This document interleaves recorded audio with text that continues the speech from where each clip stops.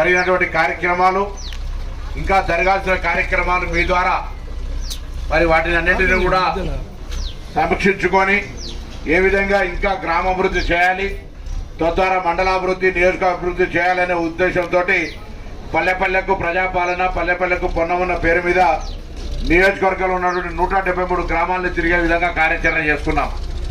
ఈరోజు వేదిక మీద అన్ని రకాల డిపార్ట్మెంట్ల అధికారులను మీ గ్రామానికి సంబంధించినటువంటి ఏమైనా ప్రజా సమస్యలు, ఉదాహరణకు ఇప్పుడు గుంటూరుపల్లె నుంచి మీ కేశవాపూర్ దాకా ఒక రోడ్డు శాంక్షన్ అయింది. కేశవాపూర్ నుంచి అది 3.5 కోట్ల రూపాయలతో శాంక్షన్ అయింది. కేశవాపూర్ నుంచి మీకు అంబాలకు, కేశవాపూర్ నుంచి పెంబర్తికి, అదేవిధంగా కేశవాపూర్ లోపల కూడా కొన్ని రోడ్లు కావాల్సిన అవసరం ఉంది. తప్పకుండా వాటితో పాటుగా ఇంకా శివాలయం అభివృద్ధి కావచ్చు, లేదా ఇతరత్ర గ్రామానికి సంబంధించినటువంటి కార్యక్రమాలు ఉండొచ్చు. వాటన్నిటినీ వరుస క్రమం లోపల నిధుల అందుబాటుతోటి వాటిని చేసే విధంగా కార్యాచరణ తీసుకుంటామనే మాట మనం ఈ సందర్భంగా చేస్తూ ఉన్నాం.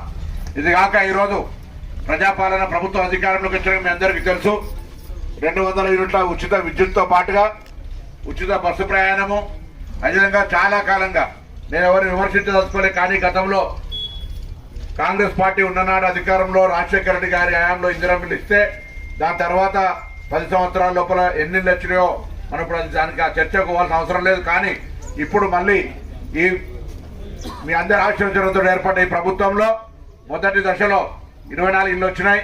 మళ్ళీ ఇప్పుడు కూడా ఇక్కడ ఇల్లు శాంక్షన్ చేయబోతా ఉన్నాం. అది కాక మరి అధికారులు రాష్ట్ర వ్యాప్తంగా ఒక నిర్ణయం ప్రభుత్వం తీసుకున్న దాన్ని అమలు చేసే భాగంగా పూర్తిగా గుడిసెలో ఉంటే వాళ్ళకు ఫస్ట్ ప్రయారిటీ ఇచ్చే విధంగా గుడిసెలో ఉన్న వాళ్లకు, అదేవిధంగా గత ప్రభుత్వం శాంక్షన్ చేసో లేకపోతే ఇంకెప్పుడో కట్టుకొని సగంలో ఆగుంటే వాళ్ళకు కూడా పూర్తి చేసుకోవడం నిధులిచ్చే కార్యాచరణ కూడా ఉంది ఇప్పుడు. కాబట్టి అటువంటి వాటికి సంబంధించి ఇక్కడ గుడిసెలు ఉన్నాయి. ఊర్లో మన ఎండిఓ గారు ఎన్ని ఇక్కడ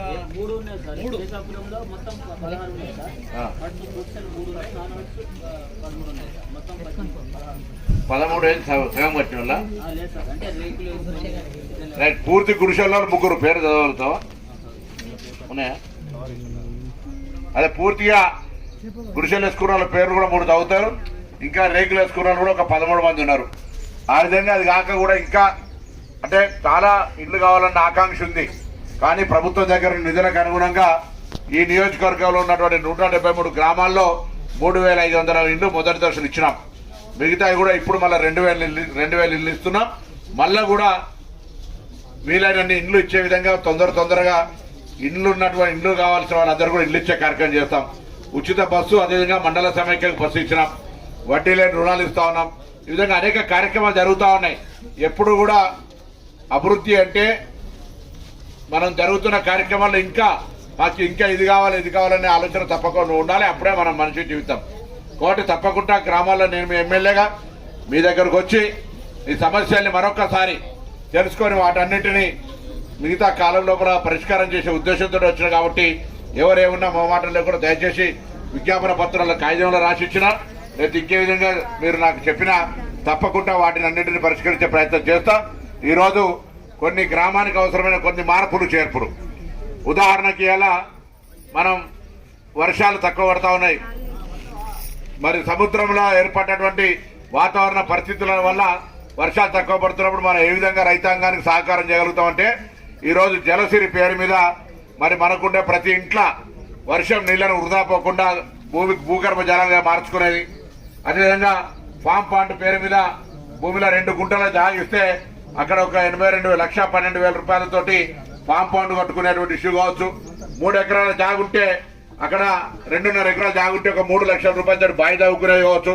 ఉదాహరణకు రేపు పొద్దున అక్కడ గుంటూరు పల్లె నుంచి కేశాపూర్ దగ్గర రోడ్ అయితే రోడ్డు పక్కల 2 పక్కల కూడా మ్యాజిక్ సంబంధించినటువంటి దానికి మ్యాజిక్ పిట్స్ మీద రోడ్డుకు నీళ్లు ఎక్కడ అవుతాయో అక్కడ కూడా చేసుకున్నట్టయితే 1 లక్ష, 2 లక్షలు, 3 లక్షలు, 4 లక్షల దాకా కూడా అక్కడ ఇచ్చేటువంటి అవకాశం ఉంది. అది కాక సరే మనకు పోతే మీకు ఎంత కరెక్ట్గా 35 కిలోమీటర్లు 40 కిలోమీటర్లు పడుతుంది కావచ్చు. సిద్దిపేట జిల్లా నర్మెట్టల మొన్ననే ప్రభుత్వం ఆయిల్ ఫ్యాక్టరీ ప్రారంభం చేసింది. ఇవాళ వడగండ్ల వాన కానీ కోతులు కానీ ఇతరత్ర ఏం బాధ లేకుండా ఆయిల్ ఫామ్ వేసుకుంటే 3 సంవత్సరాల పాటు వాళ్ళే ప్రభుత్వం తరఫున పెట్టుబడి ఇస్తారు. 3 సంవత్సరాల తర్వాత ప్రభుత్వ ఉద్యోగికి నెలకు జీతం వస్తుండొచ్చు. కానీ ఆయిల్ ఫామ్ పెట్టుకున్న రైతుకు నెలకు 2 సార్ల కటింగ్ పేరు మీద ఆదాయం వస్తుంది. అది కూడా వరి ఉదాహరణకు వేసుకుంటే ఒక నెలకు మన ఒక ఎకరానికి ఖర్చులని ఓంగా 25-30 మిగులుతాయి. 25 ఎంత మిగులుతుంది? ఎంత మిగులుతుంది? 20-25 వేలు మిగులుతుంది. కానీ ఇది అట్లా కాదు. ఎకరానికి 1,00,000 రూపాయలు తక్కువ రాకుండా ఆదాయం వస్తుంది. కాబట్టి ఎటువంటి శ్రమ లేదు. కోతులు